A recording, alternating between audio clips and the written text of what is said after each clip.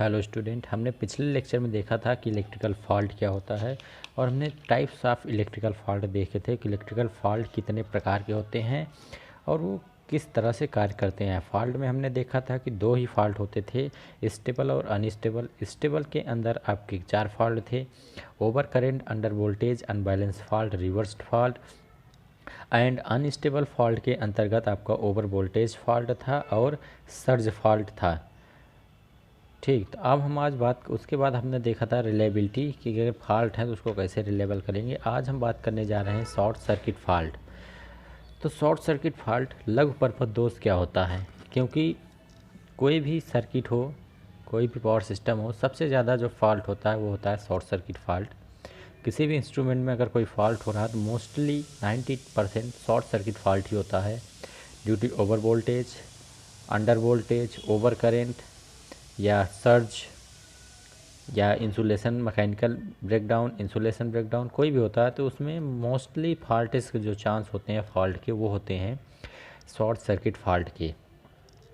तो short circuit fault क्या होता है? वैद्युत शक्ति यंत्रों में वैद्युत दोष साधारण संयंत्रों के वैद्युत रोधन के विफल होने पर विकसित होता है।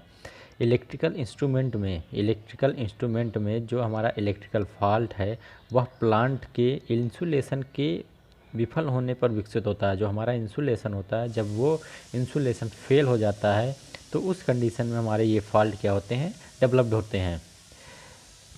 विद्युत इलेक्ट्रिकल इंसुलेशन के विफल होने की कंडीशन में क्या होता है, इंसुलेटर या चालक हमारा क्षतिग्रस्त हो जाता है और हमारा जो उपकरण है, जो भी इंस्ट्रूमेंट है, वो क्या होता है, उसमें या तो स्विचिंग सर्ज आ जाएगा या लाइटिंग स्ट्रोक हो जाएगा या उस पर ओवर वोल्टेज हो जाएगा या ओवर करंट हो जाएगा या हीट प्रोड्यूस ज़्यादा होने लगेगा।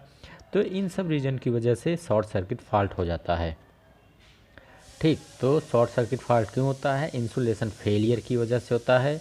इंसुलेशन फेलियर जब होता है तो उसमें एक क्या होता है, उसमें विकार या उत्पन्न हो जाते हैं, विकसित हो जाते हैं और उस इंसुलेशन फेलियर की वजह से कोई भी इंस्ट्रूमेंट है, कोई भी उपकरण है, उसमें स्विचिंग सर्ज के चांसेस बढ़ जाते हैं, लाइटिंग स्ट्रोक के चांसेस बढ़ जाते हैं, ओवर वोल्टेज के बढ़ जाते हैं, ओवर करंट के और हीट के चांसेस बढ़ जाते हैं। तो ये सब चीज़ें जब अगर इनमें से कोई भी चीज़ बढ़ रही है तो हमारे इंस्ट्रूमेंट में या हमारे वायर्स में किसी में भी फॉल्ट आने के चांसेस ज़्यादा हो जाते हैं।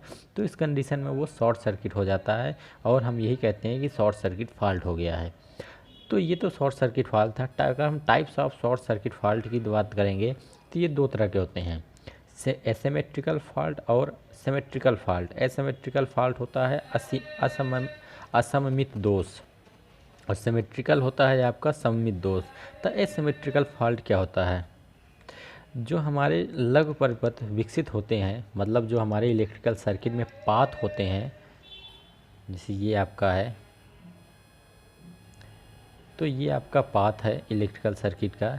तो जो पाथ होता है इलेक्ट्रिकल सर्किट का, तो इसमें क्या होता है, ये इसमें 3 फेज होते हैं, समान धारा प्रवाहित नहीं होती है। इसमें कभी भी समान धारा प्रवाहित नहीं होती। क्यों? क्योंकि 3 फेज होते हैं। वो फेज आपने देखा होगा, ये phase R Y B 3 phase होते हैं, फेज, लाइन एंड अर्थ। तो तीनों फेजों में कभी भी समान करंट प्रवाहित नहीं होती। क्यों? क्योंकि कोई फेज है, कोई न्यूट्रल है, कोई लाइन है, कोई अर्थ है, तो वो अलग अलग होते हैं। फेज टू फेज ग्राउंड हो सकता है, फेज टू फेज होता है, फेज ग्राउंड अर्थ हो सकता है। तो वो कभी भी इसमें समान करंट प्रवाहित नहीं होती है। तो दोष को असीमित दोष, तो ऐसे दोष को क्या कहते हैं? असीमित दोष कहते हैं, एसिमेट्रिकल दोष कहते हैं। और ये विकसित किस में होते हैं, ये किस में डेवलप्ड होते हैं? Single phase two ground fault, phase two phase fault, two phase two ground fault, phase two phase and rest phase two ground fault. मतलब क्या है? Single phase two ground fault ये हो जाएगा आपका। फेज टू फेज पर ये दोनों फेज हैं तो ये हो जाएगा। फेज मतलब ग्राउंड होगा तो इन दोनों में फॉल्ट हो जाएगा। ठीक है, two phase and ground fault, ये 2 फेज हैं, एक ग्राउंड है, तो यहाँ से ये पूरा फॉल्ट हो जाएगा। Two phase and rest of the two phase जो है और rest of the ground fault, तो ये जो होते हैं ये हमारे एसिमेट्रिकल फॉल्ट होते हैं। अब हम बात करेंगे सिमेट्रिकल फॉल्ट की। तो सिमेट्रिकल फॉल्ट क्या होता है? वैद्युत परिपथ इलेक्ट्रिकल सर्किट में जब भी किसी परिपथ में तीनों जो फेज होते हैं उसमें समान धारा प्रवाहित होती है। एसिमेट्रिकल क्या था, तीनों फेज में समान धारा प्रवाहित नहीं होती है, जिसकी वजह से कभी कभी असिमेट्रिकल फॉल्ट आते हैं। वो कौन कौन से, वो था। इसमें क्या है, इसमें तीनों फेजों में जब समान धारा प्रवाहित होती है उस कंडीशन में आपके सिमेट्रिकल फॉल्ट होते हैं, जैसे 3 फेज फॉल्ट या 3 फेज टू ग्राउंड फॉल्ट। ये दो ही तरह के होते हैं। एक होता है 3 फेज फॉल्ट, मतलब तीनों फेज एक साथ आ जाएं, 3 फेज फॉल्ट हो जाएगा। 3 फेज एंड ग्राउंड फॉल्ट, ये ठीक है। तो इसमें ये फॉल्ट होते हैं कि तीनों फेज में, जितने भी फेज हैं, तीनों फेज में समान धारा मतलब इक्वल करंट प्रवाहित होने लगे, एंड उस कंडीशन में हमारा सिमेट्रिकल फॉल्ट होता है। ये दो प्रकार से विकसित होता है, एक होता है 3 फेज फॉल्ट, ये दूसरा होता है 3 फेज टू ग्राउंड फॉल्ट। तो ये आपका है शॉर्ट सर्किट फॉल्ट और types of short circuit fault. अगर हम ये देखें कि शॉर्ट सर्किट फॉल्ट के इफ़ेक्ट क्या होते हैं, कभी कहीं पूछ लिया जाता है कि शॉर्ट सर्किट फॉल्ट के इफ़ेक्ट क्या क्या हम देख सकते हैं। तो शॉर्ट सर्किट फॉल्ट के कुछ इफ़ेक्ट हो सकते हैं, जैसे हमारा जो बसबार होता है या केबल है, ट्रांसफार्मर है, जनरेटर है, तो इनमें आप कभी कभी देखते हैं बहुत ज़्यादा इसमें लॉसेस हो जाते हैं कि हमारा कहीं शॉर्ट सर्किट फॉल्ट हुआ है एकाएक, जिसकी वजह से हमारा ट्रांसफार्मर ब्लास्ट कर गया, वाइंडिंग हमारी बर्न हो गई, केबल हमारा पूरा शॉर्ट हो गया, पता लगा कि 100 मीटर, 100 किलोमीटर, 500 मीटर के केबल हमारे जल गए हैं, बस बार पूरा भ्रष्ट हो गया है। तो ये सब क्या होते हैं, इफ़ेक्ट होते हैं इसके शॉर्ट सर्किट फॉल्ट के। ठीक है, जो उपकरण हैं हमारे, जो भी हम इंस्ट्रूमेंट यूज़ कर रहे हैं परिपथ पे, परिपथ के साथ कनेक्ट है, जैसे ये है हमारा 3 फेज फॉल्ट लाइन आ रही है, ठीक। तो यहाँ से हमने देखा, यहाँ हमारा ट्रांसफार्मर लगा है, ट्रांसफार्मर के बाद हमारा ये घरों में जा रही है लाइनें, ये पूरा डोमेस्टिक एरिया है, हमारे घर में सप्लाई आ रही है। तो कभी कभी क्या होता है, जब यहाँ पे शॉर्ट सर्किट फॉल्ट हो जाते हैं किसी वजह से, हमारा ट्रांसफार्मर बर्न कर जाता है या वाइंडिंग जल जाती है, यह ट्रांसफार्मर में ओवर करंट आ जाता है, जिसकी वजह से यह ट्रांसफार्मर तो हमारा जलता ही जलता है, साथ में जो हमारा डोमेस्टिक एरिया है, घर वाला जो होम है, होम पे जो इक्विपमेंट चलते रहते हैं, रनिंग कंडीशन में रहते हैं, वो भी जल जाते हैं। कई केस ऐसे होते हैं, आपने गांव में, शहरों में देखा होगा कि कहीं फॉल्ट हुआ है और कहीं पे उसका असर दिखता है। तो यही चीज़ होता है, शॉर्ट सर्किट फॉल्ट यहाँ हो रहा है, लेकिन उसका असर हम अपने घरों पे देख लेते हैं कि हमारा कोई इंस्ट्रूमेंट जल गया, हमारी बल्ब लगी है, फ्यूज हो गई ओवर वोल्टेज या ओवर करंट की वजह से। तो ये इस पर इफ़ेक्ट डालते हैं। दूसरा और इफ़ेक्ट हो सकता है इसको, इंटरप्शन ऑफ सप्लाई, कि जैसे ही हमारा क्या होता है, शॉर्ट सर्किट हुआ कहीं, तो हमारी जो सप्लाई क्या है उसमें एक व्यवधान या एक इंटरप्शन हो जाता है, तुरंत हमारी सप्लाई जो होती है डिस्कनेक्ट हो जाती है या कनेक्ट हो जाती है। तो उसको हमें फिर से पूरी तरह से डिस्कनेक्ट करके मेन सप्लाई को फिर से उसको इंस्टॉल करना पड़ता है। तो ये भी इफ़ेक्ट देखने को मिलता है। उसके बाद अगर हम इफ़ेक्ट और देखना चाहें तो वोल्टता पे देखते हैं कि हमारी वोल्टेज जो होता है वो परिपथ में कभी कभी बढ़ जाती है, कभी कभी घट जाती है। तो बस बार वोल्टेज का मान बहुत कम हो जाता है। जो हमारी बस बार लगी होती है, बस बार होती है जहाँ पे हम सप्लाई गिराते हैं, तो इसके वोल्टेज का मान शॉर्ट सर्किट वजह से बहुत कम हो जाता है, जिसकी वजह से अंडर वोल्टेज या ओवर वोल्टेज की कंडीशन आ जाती है। और इसका पावर फैक्टर, शक्ति गुणांक जिसे कहते हैं, उस कंडीशन में वो भी हो जाता है। ठीक है, जब भी शॉर्ट सर्किट हो रहा है तो उसका जो पावर फैक्टर हो जाएगा वो बहुत कम हो जाएगा। पावर फैक्टर जैसे ही कम होता है और आपके हैवी लॉसेस स्टार्ट हो जाते हैं, लॉसेस हैवी होने लगता है उस कंडीशन में। तो उस कंडीशन में कुछ भी हो सकता है। तो ये शॉर्ट सर्किट के इफ़ेक्ट होते हैं कि शॉर्ट सर्किट के क्या इफ़ेक्ट पड़ सकते हैं अगर शॉर्ट सर्किट हो रहा है तो। ठीक, तो ये तो था आपका शॉर्ट सर्किट, जिसके बारे में आपने थोड़ी बहुत जानकारी ले ली। अब हम देखेंगे